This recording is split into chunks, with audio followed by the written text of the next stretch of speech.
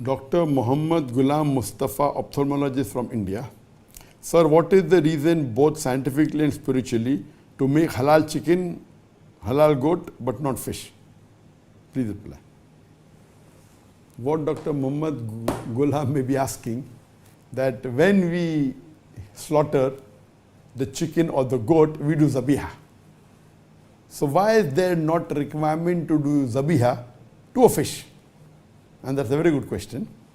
As far as Islam is concerned, Quran clearly mentions in Surah Maida, chapter number 5, verse number 96, that lawful for you is the pursuit of the water game. And Allah says in Surah Maida, lawful for you a food of the sea, fresh and tender. So Allah has given permission, it's allowed. And there are various hadith that also says that amongst the dead animal, the only two that are permitted, it is the fish and the locust. So the hadith, and only blood that is permitted is that of the spleen and the liver. So Islamically, it is permitted to have fish without doing zabiha.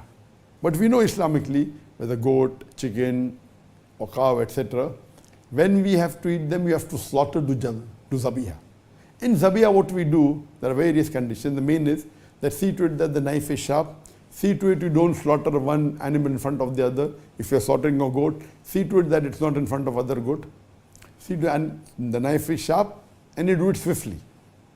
And once you slaughter the windpipe and the veins and the jugular veins and the artery. When you do it, you leave the animal will writher, and the blood will flow out of the animal.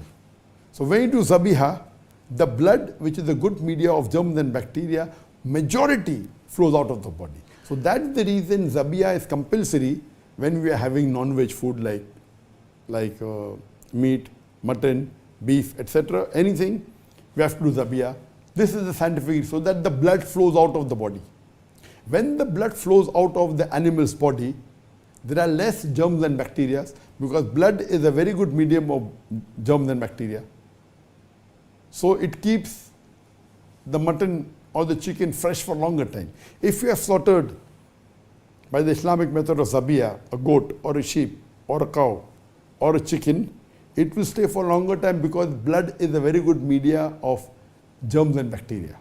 So in the normal cases, that if you don't do zabiya, the blood remains in the body of the animal, and even the disease remains, and high chances of you getting the disease.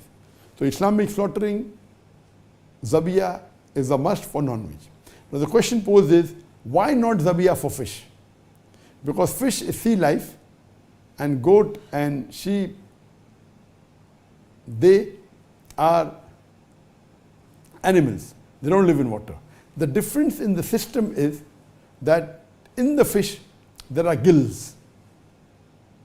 And when the fish dies, it gasps.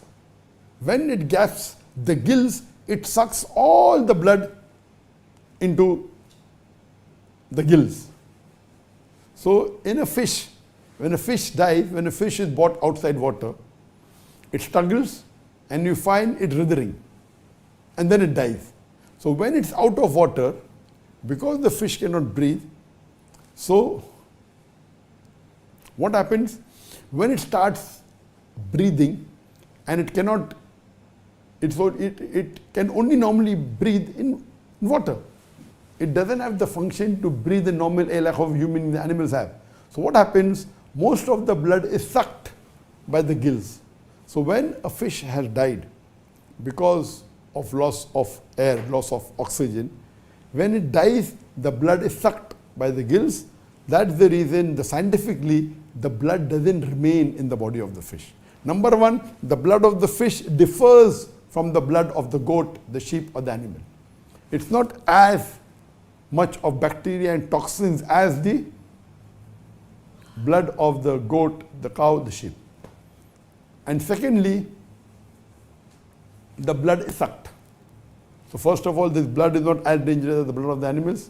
Number two, the blood is sucked. Because the blood is sucked, the germs and bacteria are not there. So eating the fish is safe. This is the scientific reason. Hope that answers the question.